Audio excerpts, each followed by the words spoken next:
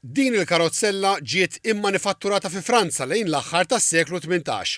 Huwa magħruf li f'Malta ġiet użata mill-aħħar żewġ grammastri, de Rohan u Hompex. Baqgħet tintuża fi żmien il-ħakma Franċiża u mill-gvernaturi Ingliżi.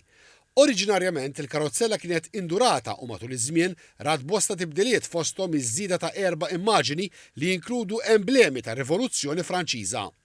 Storja popolari tirrakkonta li l-Grammastru kien offrija biex biha jivvjaġġa Napoleon Bonaparte, imma dan irrifjuta li jirkeb fiha.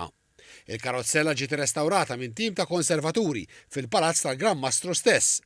Fl-inawgurazzjoni, il-kap eżekuttiv ta' Heritage Malta Noel Zammit qal li x-xogħol li sar iħares il-ġrajja li tirrakkonta l-karozzella mingħajr ma titkellem. Spjega li r-restawr kien wieħed metikolus u kompless, anke għaliex il-karozzella hija magħmula minn materjali differenti. Importanti wkoll insemmu l-preservazzjoni tal-ġrajja ta' dan l-artefatt, l-istorja ta' wara kull oġġett li Heritage Malta l-missjoni tagħha huwa appuntu wkoll li twassal dik l-istorja lil pubbliku, dik tfisser ukoll l-aċċessibilità. It-tieni aspett li huwa importanti ħafna hija l-kollaborazzjoni ta' dan ix-xogħol ma' Leiden Leisure Foundation.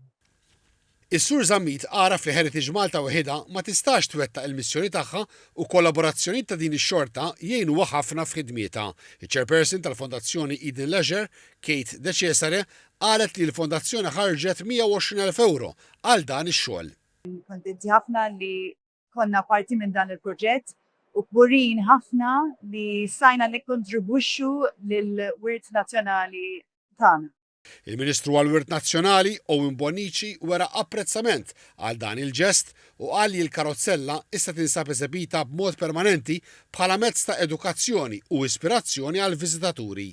Żied jgħid li dan huwa eżempju ċar ta' kif nistgħu nieħdu ħsieb il-passat waqt li nibqgħu nogħżu l-identità nazzjonali.